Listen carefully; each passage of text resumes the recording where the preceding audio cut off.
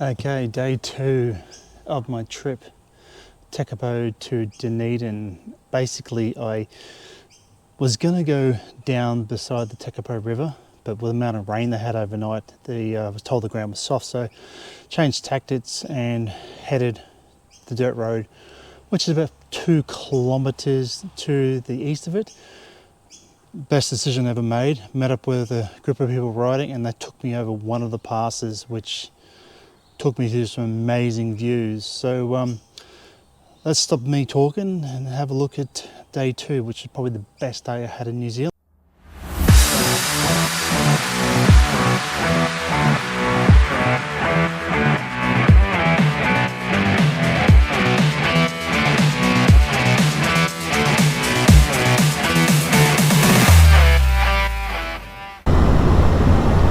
Well, you can see some, well, they do call it the land of the long white cloud, and I'd say that's probably fog down in the valley. Yeah, that's fog down in the valley, or clouds in the valley. Pretty beautiful. You just see that snow on top of the mountain there. Well, coming down through this valley, and yet to see a live rabbit.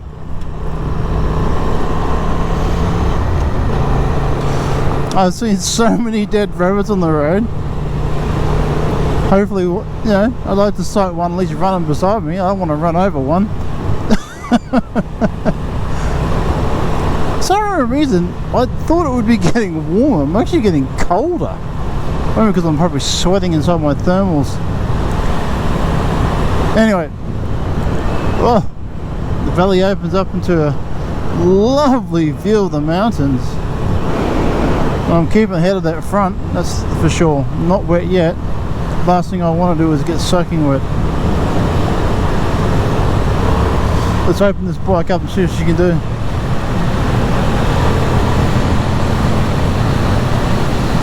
Yeah.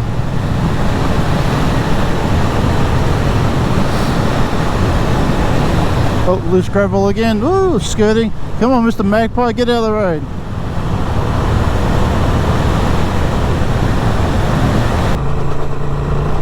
Oh, that is good. It doesn't. Oh my God, this thing doesn't. It's graded. I gotta get a little bit of speed to get on top of it. Oh, that's better. Oh, the vibrations from the grades and the. It's like a kid. When I used to go travelling with my father, we'd be in the car and I'd be in the back seat, and you'd be going over the ruts and you'd be going. That's what it was like back then. After riding the track for about probably an hour, I ran into a group of travellers that were actually riding through the South Island of New Zealand. They're actually from South Africa originally and moved to Christchurch, and they convinced me to ride with them over Black Rock Station Pass, which is actually over the electrical track for the 11 kV cables that runs the hydro. The track itself, wow, like I was not expecting this. I was going to go a different route. I was going to go up over a 4-wheel drive track, but coming with a group of people that had already done the research. The good thing about the track though is it was $20 to enter the track. It was just an honesty box where you put your money at. The first, I'd say 20 kilometers, I went through probably 15 different gates. But I got to see some pretty cool lambs. Some of them were quite cute. The scenery going through the valley before we went up to the mountain range, which some of the videos you're about to see doesn't look that steep, but some of it was quite steep. And the traction control was on, it was actually kicking in, and it was making the bike hit a little bit. I had to just pull over and turn it off. On my bike that I was riding, same as when I got home, every time you turn the bike off, you have to physically stop the bike, turn it all back off. But yeah, this track was highly recommended. Fun track. Took me 3.5 hours. Ended up being about 90 kilometers. But yeah, it was a really, really good track.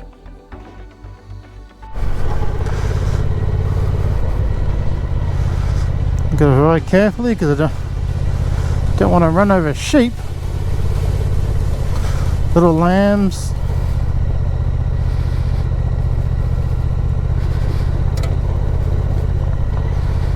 Look at them get out of the road. Run, little lamb, run.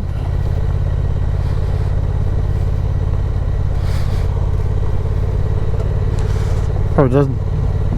Yeah. Go, little lamb.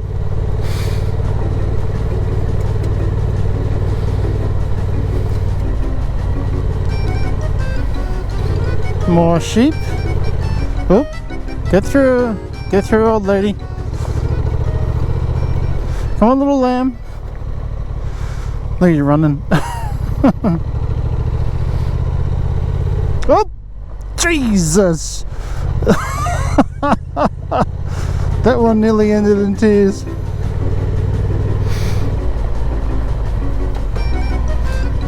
Oh, a little river crossing.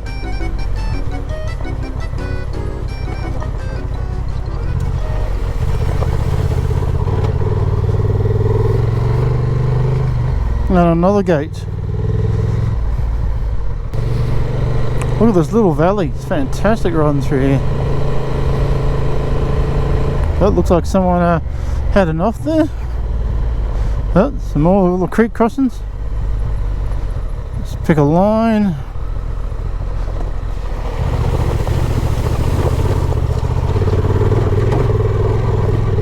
There we go.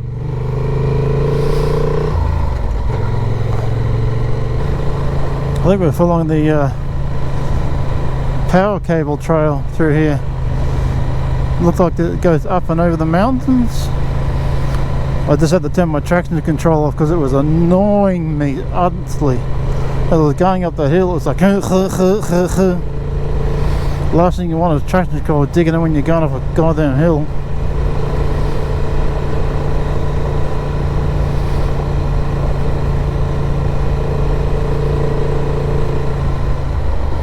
Got a little hut down here. The gate is open, so that's good. Don't need to shut it.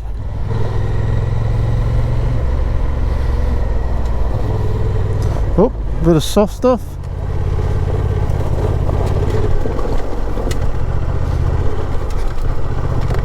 Oh, gee, that is slippery as anything.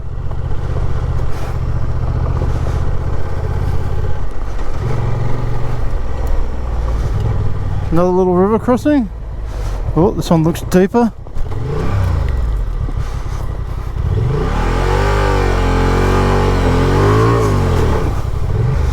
It's a lot deeper than I thought it was going to be.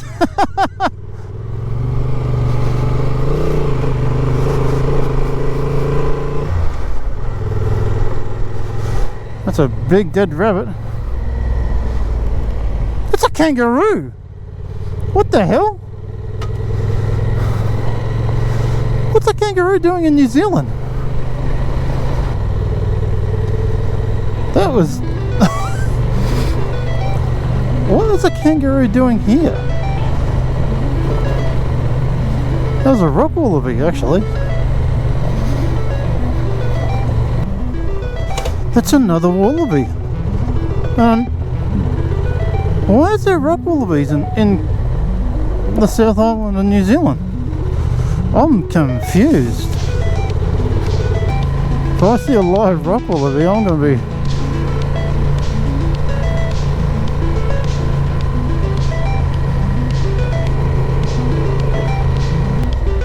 Oh my god, a rock wallaby. What the? Okay, I'll seen it first. I just seen a live rock wallaby on the South Island of New Zealand. I did not know they had any here. Wow.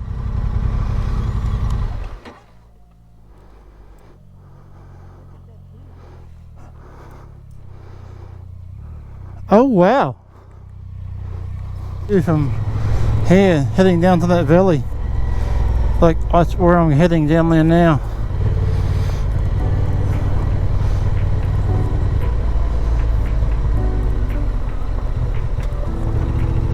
Oh, it's fallen rocks, I want to look out for that. Just going to take my time going down here. There's very loose rocks.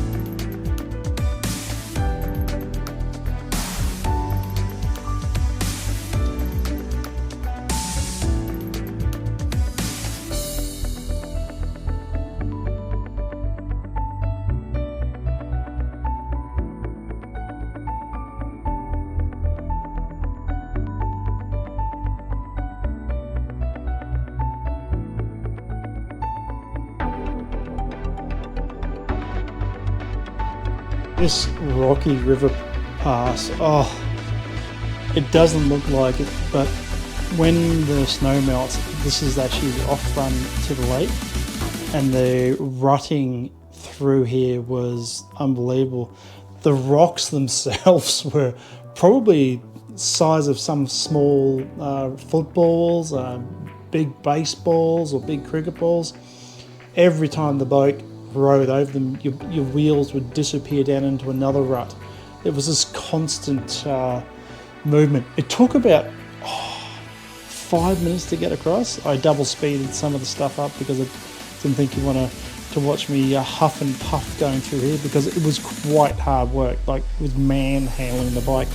Like just in front, just here, you can see it is probably a 30 centimetre sort of washout that I had to ride up, and we had to hit it because on your bike, once the front wheel gets jammed in there, you've got to push it through. So I was revving it up, and like it was only 19 degrees, but I was absolutely sweating coming through here.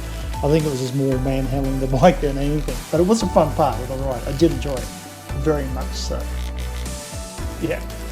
Anyway, that was the fun part of the track.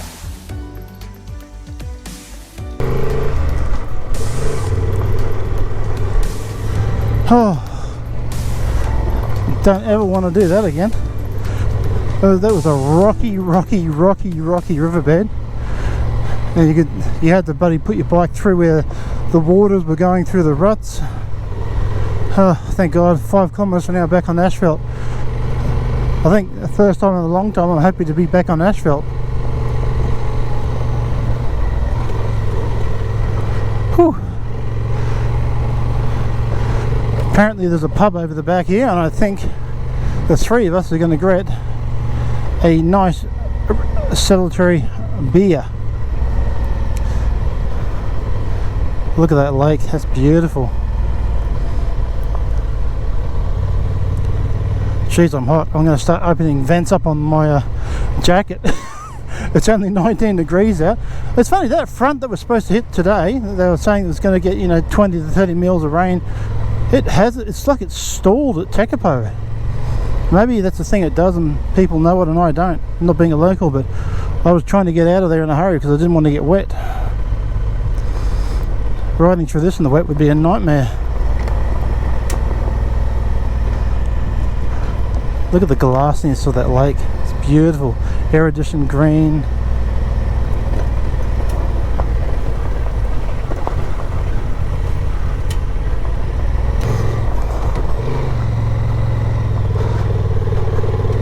Don't you kick in traction control.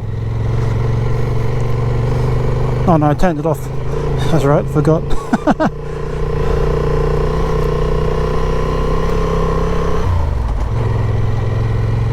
Thank God I learnt to change gears standing up, whereas that would have been interesting. If you're going to start riding off-road, learn to stand up changing gears up and down, because you're going to need it. Especially in that situation there, that was not a sit-down situation going around the hill. It was the first gear. Someone who's more experienced would do it in second, but you need to physically get up on that first gear and stand up.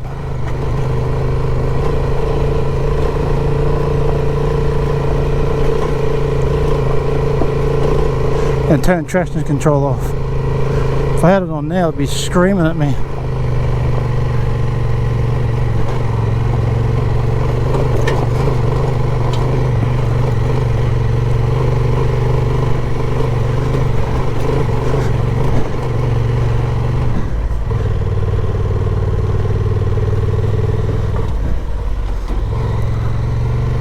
Oh, sheepy.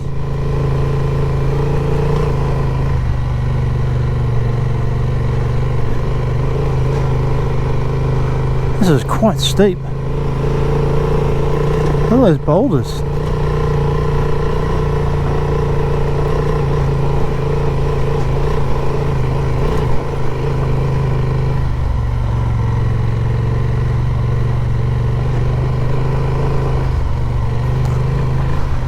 Oh, tell you what, I am feeling it coming up here.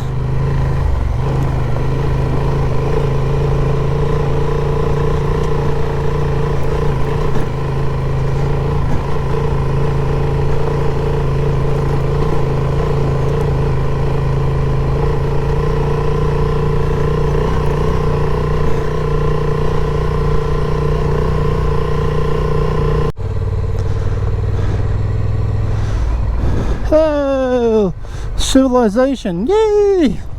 That's 3.5 hours. Oh, 3.5 hours to do 45 kilometers. Oh, a lot of hard work. I think it's 45 kilometers. Actually, no, I think it's more than that.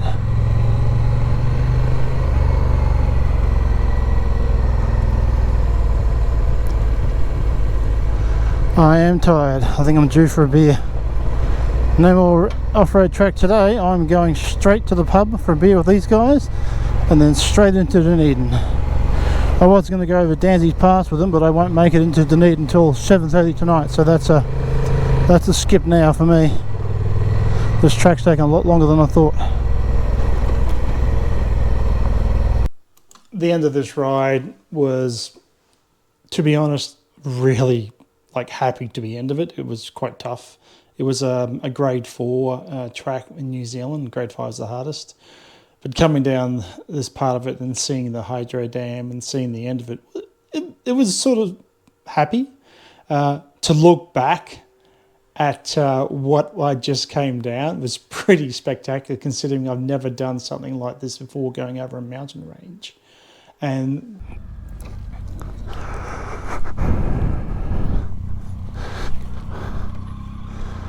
wow, we came down that switchback.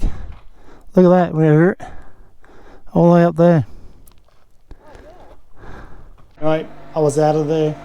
I was riding to Dunedin, and I rode non-stop for 2.5 hours and got to my hotel.